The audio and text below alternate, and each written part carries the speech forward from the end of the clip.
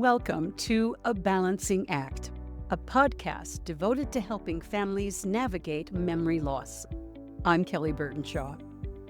When a loved one is diagnosed with memory loss, everyone's lives change. Family members now have to juggle their loved one's increasing need for care while also trying to manage their own lives, families, and careers. It truly becomes a balancing act. I've worked with those affected by memory loss and with their families for more than 20 years. I created this podcast with the goal of helping you and your family face these challenges head on. Together, we'll find the answers because no one should walk this journey alone. Let's get started. Welcome back, everyone. Today, I'm wondering if any of you have been asking yourself these questions lately. Do we need to move our loved one to an assisted living facility? Is it time? If so, yes, these are really tough questions. But if you are beginning to feel that nagging little tug in the back of your mind that you had better start considering some options, I'm here to help. Today, I want to walk you through how to start looking for an appropriate living arrangement for your loved one, what questions you might need to ask, and how to prepare your loved one and the family for a move that may be a difficult one. My goal today is to get you organized, get you a plan, and get you moving, because it's never too soon to prepare for getting your loved one the help they will inevitably need. Please know that I'm putting resources in today's show notes so that you can have all of this information and more right at your fingertip.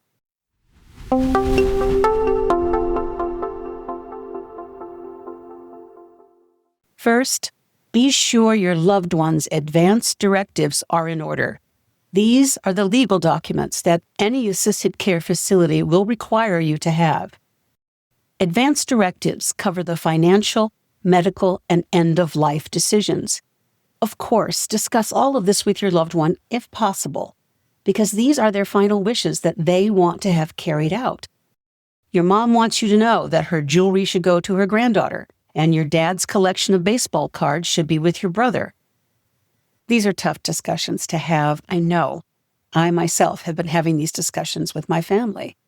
But it is so important that everyone is crystal clear on your loved one's wishes, because this is going to prevent those family feuds in the future. And most importantly, it will give your loved one peace of mind. The next thing you want to do is set up meetings with an elder law attorney to sign all the papers, discuss all personal possessions and finances. Make it easier on yourselves by getting this done sooner rather than later. You don't want to have to make decisions like this in a moment of crisis. And in some situations, it's just not going to be possible for you or the family to do all of the things that need to get done. I want you to know there is help. Call your loved one's doctor and ask them to refer you for a social worker. They are a gold mine of information, and they know about everything that needs to be done when you're considering a move to an assisted living facility. There are also senior living consultants you can call. If you've heard of A Place for Mom, you know what I'm talking about. These professionals provide personalized guidance and support you as you navigate all the complexities of senior care. They help you prioritize needs, preferences, and budget, and they can connect you with best fit communities. Many senior living consultants provide their services free of charge, as they are often compensated by the communities they recommend. Simply go to your computer and search senior living consultants online for a list of national and local companies to get started.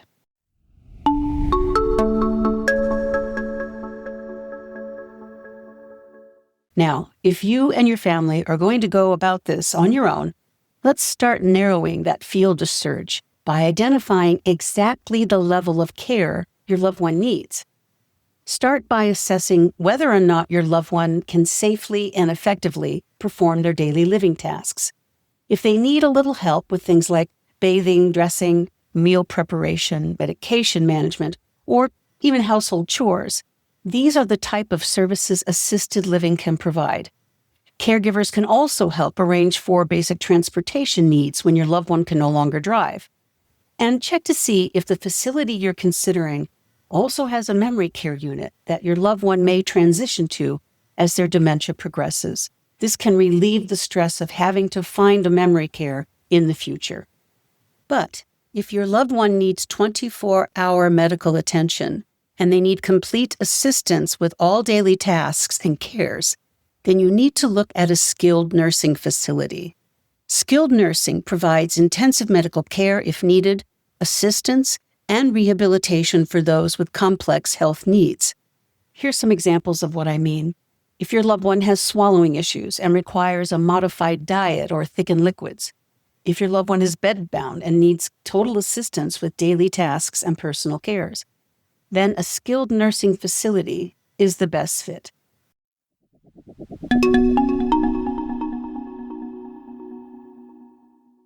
Once you have thought about the level of care your loved one needs, let's further narrow your search by location. How far do you and family members want to drive for each visit? Or would your loved one still want to be near their church, their friends, or community involvements? Is your loved one in another state? If so, should you consider moving your loved one closer to you? And moving costs need to be considered because downsizing and getting everything to your loved one's new home can be pricey. And speaking of expenses, here's everyone's big question. What will all of this cost? And how am I going to pay for it? This is when you really want to take your time to understand your options for paying for care, whether it's through private funding, long-term care insurance, or find out what Medicare, Medicaid, or VA will contribute to the costs. Then it's essential to get all the facts when it comes to looking at monthly assisted living costs because what's included can vary greatly. Generally, costs at assisted living communities break down into care and rent. Each assisted living community has a different way of calculating care costs. Typically, an assessment is done by a nurse or a wellness director from the community. They will meet with your loved one and decide the level of care and help that they will need. Then, working with you and your loved one, decisions about the level of care and help your loved one will need can be made, and from there, determine the average costs of care. Some communities combine it all within one monthly average assisted living cost, but other communities offer care a la carte, so every time a service is performed, you are charged a certain amount of money for that type of service. And as with most things, always read the fine print and get any list you can about the cost of those services.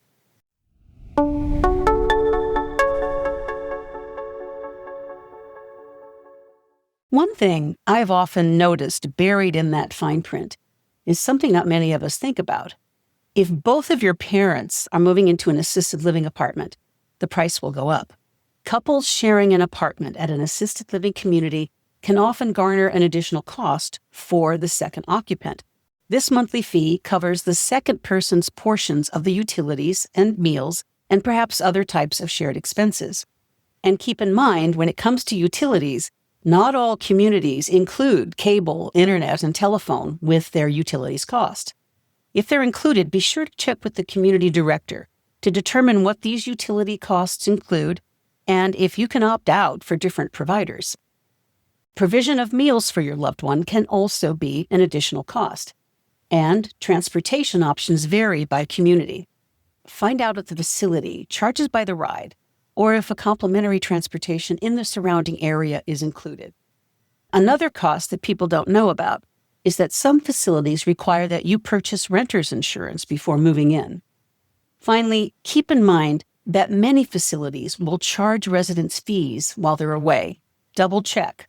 Often you can put caregiving services on hold, but some facilities will continue to charge you for things like getting their mail or watering their plants while they are away. Be relentless when you're asking about hidden fees or additional charges. Get lists as often as you can. You don't want to be caught by surprise. It's also important to keep in mind that there will come a time when your loved one will need more assistance or supervision. So, of course, the care and rent fees you pay now will undoubtedly go up, especially if they need to move to memory care.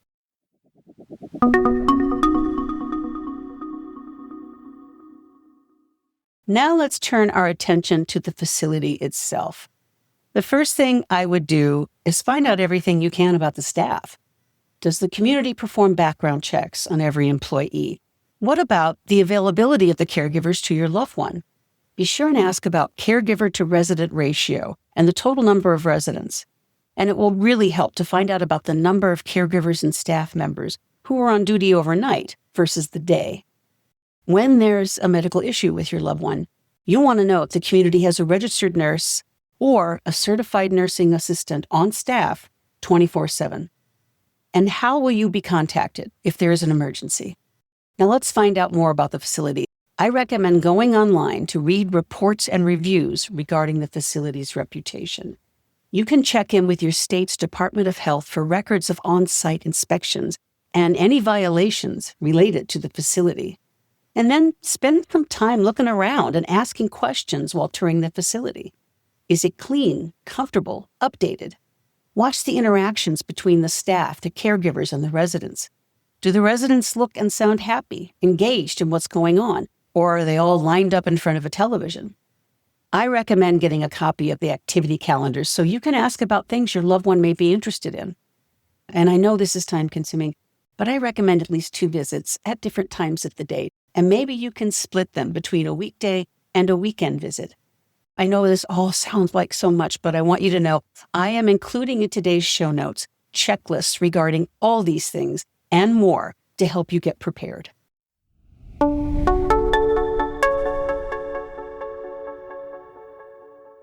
Now I want to turn our attention to you and your families and your loved ones' readiness to make this move.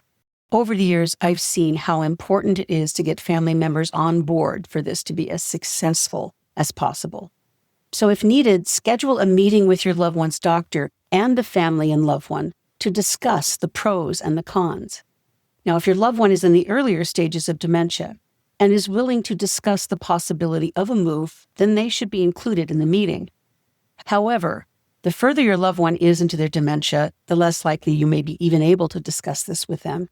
This is when you will need help from their doctor, the family, and the facility to plan the move. But regardless of where they are in their dementia, I have never met a senior who is happy to leave their home. So be patient and have empathy for everyone involved. Of course, there will be good days and bad days, and I know that family members always feel some form of guilt about moving their loved one. But no matter how many times you tell yourself or someone else tells you it's for the best, there still may be lingering questions about if it was the right time, or if you should have found more ways to keep your loved one in their home. Being open to any of these feelings, these doubts or worries that will come, will lessen the possibility of being overwhelmed by them. So acknowledge both your loved ones and your emotional needs throughout this process. You may know this old expression, we don't get over, but go through difficult situations as these. So turn to your family members, your friends, your minister or pastor, a therapist or support group for help, for venting, for support. Wrapping your head around all of this, all of the changes now, and all of those yet to come, will take time, so allow it to. And whenever you can, wear this badge of self-forgiveness. No one is perfect at this. No one. You're doing the best you can. You're doing it from a place of love. And that is enough. I'm Kelly Burtonshaw, and it was my pleasure spending time with you today. Keep in touch. Hi, I'm Peggy Bright, editor and producer of this podcast. If you like this episode, let us know by following A Balancing Act wherever you get your podcasts. Please take a moment to rate and review, and be sure to check us out on our new YouTube channel. Leave any comments or questions for Kelly so that we can continue to provide relevant content. We are here to help, and we hope to hear from you soon. Thanks for listening today.